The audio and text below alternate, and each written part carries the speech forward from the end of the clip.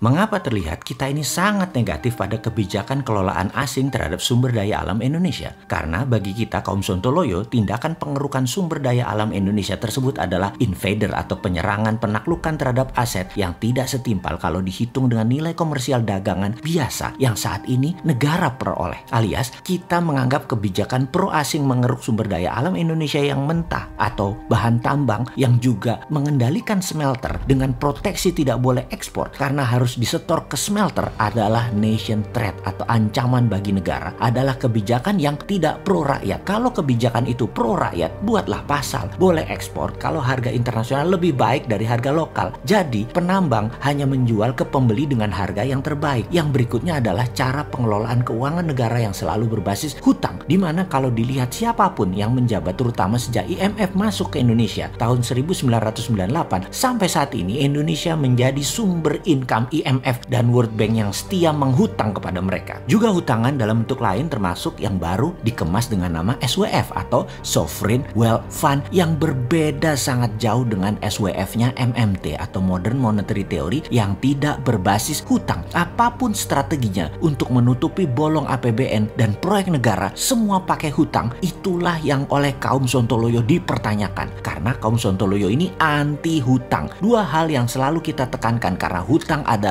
nation threat. Dari kacamata kami, meminjam kalau kita berbisnis itu biasa kalau itu untuk hal yang produktif. Namun kalau konsumtif seperti hutang memakai kartu kredit di mana pasti sulit bayarnya pada saat ekonomi keluarga lagi turun atau berat. Demikian juga hutang yang jadi pilihan saat ini di dalam mengelola pemerintahan saat ini. Hutangnya banyak yang untuk hal konsumtif. Lalu beliau bisa-bisanya loh ngajari anak SD ngutang itu biasa atau nggak apa-apa. Di media tercatat loh hal ini. Kok tega-teganya ngajarin hutang ini bagi negara itu tidak apa-apa dan diajarin ke anak SD lagi. Lalu kita mengatakan dengan tegas, hutang konsumtif negara adalah ancaman nasional dan ini harus didengungkan agar masyarakat dan sahabat semua paham. Ada cara kelola yang tanpa hutang dan sumber daya alam tidak dikeduk secara brutal tetapi dapat lebih banyak manfaatnya hingga bahkan 100 kali lipat bahkan 500 kali lipat dari apa yang pejabat negara maha bisa itu lakukan sekarang. Untuk negaranya pendapatannya naik 100 atau 500 kali lipat. Ada caranya. SWF yang tidak pakai hutang adalah Sovereign Wealth Fund dengan pendekatan Modern Monetary Theory. Guru besarnya namanya Michael Hudson, di mana kita semua tahu Hudson lama mengajar di Peking University. Hampir semua politbiro petinggi Partai Komunis Cina adalah murid Hudson saat ini. Mungkin yang terbaik dari murid Michael Hudson adalah Xi Jinping, pemimpin Partai Komunis Tiongkok yang saat ini berkuasa dengan jabatan seumur hidup. Yang kedua, pada tahun 1971 di mana di zaman Nixon jadi presiden kala itu, Hudson lah yang menginisiasi melepas dolar dari ikatan emas sebagai underlying printing money. Dolar dicetak kemudian berdasarkan hutang negara lain, alias dolar dicetak berdasar proyek produktif. Sejak tahun 1971 itulah masa keemasan negara Amerika hingga saat ini, di mana di dalam 8 tahun terakhir di challenge atau ditantang oleh Tiongkok dengan obornya One Belt One Road-nya yang sudah mulai mengikat lebih dari 70 negara. Keduanya, Tiongkok sejak 1989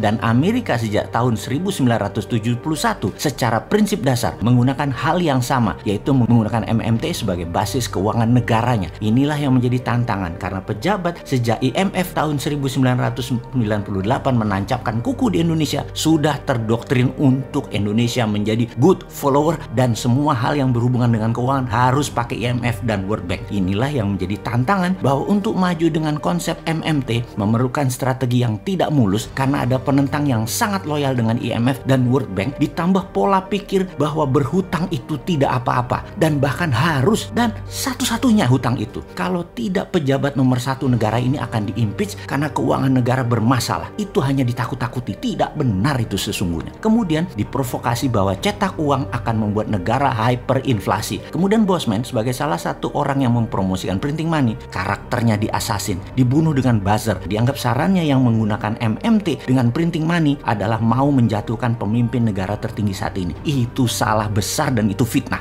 Jawa Timuran saya keluar pol. Kalau beginian buat pejabat yang pakai buzzer buat amankan posisinya, bener deh. Bawaannya pengen nantang Caro aja. Wis Reneo sambil taruh celurit di depan. Kita Caro. Tapi enggak lah. Kita kan bukan pemaksa kehendak, penghardik kasar. Bukan. Kita hanya bawa itu Hal itu semua hanya bawaan diri karena budaya adat Jawa Timuran. Dulu kalau harga diri tersentuh di kampung saya ya sering terjadi caro, tapi tidak sekarang. Kalau sekarang perangnya lewat sosmed, kalau ditantang beneran gak ada nyalinya anak muda itu sekarang. Oke, sekarang kita gunakan cara baru yang lebih kekinian. Kita gunakan perang udara, kita gunakan knowledge, kita gunakan buku, kita gunakan informasi. Dan saya sendirian melawan buzzer berbayar yang telah berhasil menjatuhkan nama Bosman dengan banyak jurus. Dan buktinya akhirnya banyak follower pemimpin tertinggi terpengaruh dan menjadi hater Bosman. Wah, cocok Iki. Jadi begitu ada hater dan buzzer jagain kita 24 jam, kita sekarang tahu kita diperhitungkan. Seru Iki.